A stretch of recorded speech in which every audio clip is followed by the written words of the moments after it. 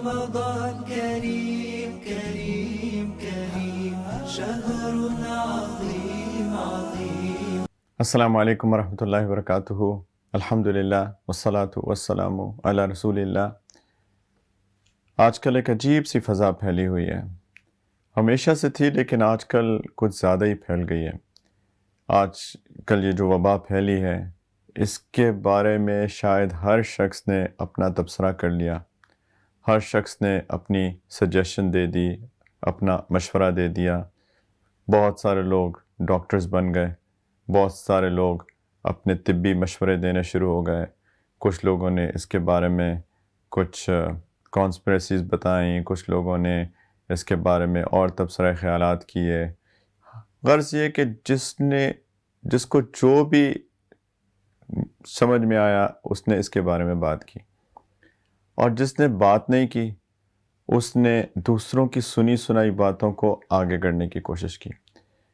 یہ چیز آج کل بہت زیادہ دیکھنے میں آئی ہے، لیکن جب یہ وبا نہیں بھی تھی اس سے پہلے بھی یہ چیز، جب سے واٹس ایپ عام ہوا ہے، جب سے فیس بک اور باقی سارے سوشل میڈیا کے ذرائع عام ہوئے ہیں، تو یہ چیز بہت عرصے سے دیکھنے میں آ رہی تھی کہ لوگ ادھر کی بات ادھر اور ادھر کی بات ادھر کرنے میں لگے ہوئے تھے، بغیر کسی تحقیق کے کہ یہ بات ٹھیک بھی ہے کہ نہیں ٹھیک ہے. یہ چیز بہت خطرناک ہے. اس سے بہت سارے معاشرتی مسائل پیدا ہوتے ہیں کہ ہم کسی بھی بات کو بغیر تحقیق کے آگے کر دیں. نبی کریم علیہ الصلاۃ والسلام نے تو یہاں تک فرمایا ہے کہ کفا بالمرء کذبا ان یحدث بکل ما سمع او کما قال علیہ الصلاۃ والسلام، کہ انسان کے جھوٹا ہونے کے لیے یہ کافی ہے کہ وہ ہر سنی سنائی بات کو آگے کر دے. یعنی ضروری نہیں ہے کہ وہ زبان سے حقائق کے خلاف ہی کوئی بات کرے گا، کہ وہ زبان سے جھوٹ ہی بولے گا. اس کو جھوٹا قرار دینے کے لیے اس چیز کی ضرورت نہیں ہے. اگر کوئی شخص بلا تحقیق ایک جگہ کی بات دوسری جگہ کر دیتا ہے تو یہ بھی اس شخص کے جھوٹا کہلانے کے لیے کافی ہے. اور جھوٹ تو ہمیں پتہ ہے ہمارے دین کا سب سے بڑے گناہوں میں سے ایک گناہ ہے. تو پلیز ہم سب کو اس چیز کے بارے میں بہت خیال کرنا چاہیے کہ ہم ہر سنی سنائی بات کو آگے مت کریں. مجھے ذاتی طور پہ بھی اتنے سارے میسیجز آتے ہیں اور لوگوں نے بس کہیں کی سنی سنائی بات کو آگے کیا ہوتا ہے، جو کہ نہ صرف غلط ہے، دوسرا وقت کا ضیاع ہے. ہم ٹائم ویسٹ کر رہے ہیں. رمضان کا مہینہ چل رہا ہے. پہلی بات تو یہ گناہ ہے. نمبر 2، وقت کا ضیاع ہے. اب اگر مثال کے طور پہ آپ واٹس ایپ گروپس میں ہیں، اور ایک پبلک واٹس ایپ گروپ ہے جس میں ہر طرح کا بندہ شامل ہے، آپ کے دوست، آپ کے پرانے کالجز کے، یونیورسٹیز کے، یا کوئی اور کسی قسم کا گروپ ہے جو کہ ایک رینڈم گروپ ہے، اور اس میں ہزار طرح کے اس طرح کے میسیجز آتے ہیں.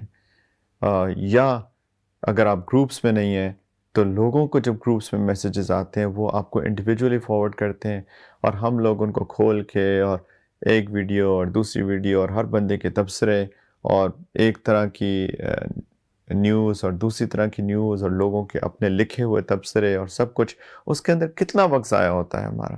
اور ان سب تبصروں میں اور ان سب نیوز کے اندر اور ان سب چیزوں کے اندر شاید جو حقائق ہیں وہ کوئی 5% بھی نہ ہو، شاید بہت کم. یعنی باقی 95%، 90% غلط باتیں، اور بالکل 5-10% شاید اس کے اندر حقائق ہوں. اور ہم ان 5-10% کی حقائق کی خاطر اپنا کتنا وقت ضائع کر بیٹھتے ہیں. جبکہ، اور ایک تو یہ تب کی بات میں کر رہا ہوں اگر ہم صرف اس کو پڑھ رہے ہیں، اور اگر ہم اس کو بلا سوچے سمجھے اس کو آگے بھی کر رہے ہیں تب تو ایک بہت بڑا گناہ کر رہے ہیں ہم بہت بڑی غلطی کر رہے ہیں. یہ ایک طرح کا جھوٹ ہے اور ہم اس گناہ میں شریک ہو رہے ہیں. لیکن صرف پڑھ لینا بھی وقت کا ضیاع ہے، اور یہ وقت ضائع کرنے کے لیے نہیں ہے. رمضان کا مہینہ اللہ سبحانہ وتعالیٰ نے استعمال کرنے کے لیے دیا ہے. اللہ سبحانہ وتعالیٰ نے رمضان کا مہینہ ہمیں تقوی حاصل کرنے کے لیے دیا ہے کہ ہم مجاہدہ کریں، ہم محنت کریں، ہم ایگزرٹ کریں، ایک ایک لمحے کو قیمتی بنائیں، کوشش کریں. آپ کو جو بھی وقت ملتا ہے، میں پہلے بھی عرض کر چکا ہوں کہ قرآن پڑھیں، قرآن کو 1 دفعہ 2 دفعہ 3 دفعہ جتنا زیادہ ہو سکتا ہے قرآن کی تلاوت کریں. ایون سو کہ فارغ بھی مت بیٹھے ہیں. غلط چیزوں کو پڑھنا اور بیکار چیزوں کو پڑھنا اور لغو باتوں کو پڑھنا، یہ تو بالکل ہی الگ مٹا دیں، ہٹا دیں، اس کو ایلیمینیٹ کر دیں. فارغ بھی مت بیٹھیں. ہر وقت کسی نہ کسی چیز کے اندر آپ جڑے ہوئے ہوں. کھانے پینے کے علاوہ جو آف کورس ہماری ضروریات میں سے ہے، اس کے علاوہ محنت کریں، نوافل پڑھیں، قرآن پڑھیں. ہاں تھک جائیں تو تھوڑی دیر کے لیے ریلیکس کر لیں، لیکن وہ ریلیکس آرام کر لیں، یا کوئی اپنے فیملی کے پاس بیٹھ جائیں، اپنے بچوں سے پیار بھری باتیں کر لیں، اپنے ہسبینڈ وائف آپس میں بیٹھ کے کوئی اچھی بات کر لیں. یہ ہے ریلیکسیشن، نہ کہ ہم لوگ اس طرح کی بیکار چیزوں کے پیچھے لگے رہیں. بلکہ نبی کریم علیہ الصلوۃ والسلام نے تو یہ بھی فرمایا ایک حدیث کے اندر کہ من حسن اسلام المرء ترکہ ما لا یعنیہ، کہ انسان کے اسلام کی خوبصورتی میں سے ہے کہ وہ ہر لا یعنی چیز کو ترک کر دے. لا یعنی چیز ہوتی ہے جس میں اس کا کوئی دنیا یا آخرت کا فائدہ نہ ہو. کوئی فائدہ تو ہونا چاہیے، یا دنیاوی فائدہ ہو.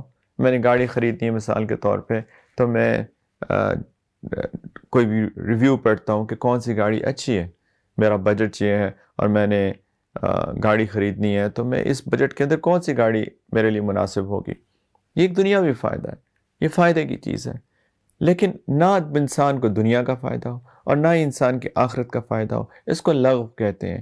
یہ لغو چیزوں میں پڑھنے سے انسان کا دین تباہ ہو جاتا ہے، کیونکہ یہاں سے شروعات ہوتی ہیں، پھر کسی نہ کسی فتنے میں پڑ جاتے ہیں، کوئی نہ کسی گناہ میں پڑ جاتے ہیں، اور انسان کے دین کی دھجیاں اڑ جاتی ہیں. تو اگر انسان کو اپنا دین خوبصورت رکھنا ہے تو اس کے لیے بہت ضروری ہے کہ انسان لغو چیزوں سے پرہیز کرے. جو چیزیں اس کے فائدے کی نہیں ہیں اس سے پرہیز کریں. انشاءاللہ اس رمضان کے اندر ہم نے اس کی بھی محنت کرنی ہے. آج کل یہ وبا اور پھیلی ہوئی ہے، لیکن پہلے بھی تھی، جب سے سوشل میڈیا آیا اس وقت سے ہے. انشاءاللہ تعالی ہم نے کم از کم یہ کرنا ہے کہ ہم سنی سنائی بات کو بلا تحقیق آگے نہیں کریں گے. اگر تحقیق سے ثابت ہو، اچھی بات ہو، لوگوں کو فائدہ ہو، لیکن تحقیق سے ثابت ہو اور اچھی بات ہو، لوگوں کو فائدہ ہو، اپنے دوست احباب کو آپ شیئر کرنا چاہتے ہیں، کوئی مذائقہ نہیں ہے، بہت اچھی بات ہے، ان کے فائدے کی بات ہے. لیکن یہ 2 چیزوں کا خیال رکھیں، ایک تو فائدے کی بات ہو، دوسرا تحقیق سے ثابت ہو. لیکن بلا تحقیق یا بلا فائدے کی چیز پلیز اس کو آگے ہم نے نہیں فارورڈ کرنا. بلکہ میں تو یہ بھی کہتا ہوں کہ پڑھنے کی بھی زحمت نہ کریں. کیوں ہم نے وقت ضائع کرنا ہے؟ وقت بہت قیمتی ہے، اور خاص طور پہ رمضان میں تو ایکسٹراڈنرلی قیمتی ہوا ہے. تو انشاءاللہ اس کا فائدہ اٹھائیں، اس قیمتی اوقات کا فائدہ اٹھائیں اور اللہ تعالیٰ کا قرب حاصل کرنے کی کوشش کریں. رمضان کریم کریم کریم شہر عظیم عظیم. آج کے مسائل میں سے کہ کون سے روزے کے ٹوٹنے سے کفارہ لازم ہوتا ہے. کل ہم نے بات کی تھی کہ کھانے پینے سے متعلق، کہ اگر کھائے، رمضان کا روزہ ہو، جانتے بوجھتے ہو، اور وہ جو کھائیں وہ یا تو نیوٹریشس ہو، غذا ہو، یا دوا ہو، یا پھر اس سے مزہ آتا ہو، تو منہ کے ذریعے سے کھانا، جانتے بوجھتے کھانا، رمضان کا روزہ ہونا، غذا، دوا یا پھر کوئی مزے کی چیز ہو، اگر کر لے تو پھر اس سے قضا تو کرنی ہے. اس کے علاوہ کفارہ بھی لازم ہوتا ہے. اور کفارہ ہم نے کہا تھا 60 دن کے مسلسل روزے. اگر کسی کو بیمار ہو اور 60 دن کے مسلسل روزے نہ رکھ سکے تو اس کو 60 مسکینوں کو کھانا کھلانا ہے. ایک دوسری چیز جس سے کفارہ لازم ہو جاتا ہے وہ یہ ہے کہ انسان جمع کرے، شوہر اور بیوی جانتے بوجھتے رمضان میں دن کے وقت، روزے کے وقت جمع کریں، تو اس سے بھی قضا بھی، روزہ ٹوٹ جائے گا اور اس کی قضا بھی ہے، قضا تو ہے ہی لیکن اس سے کفارہ بھی لازم ہو جاتا ہے.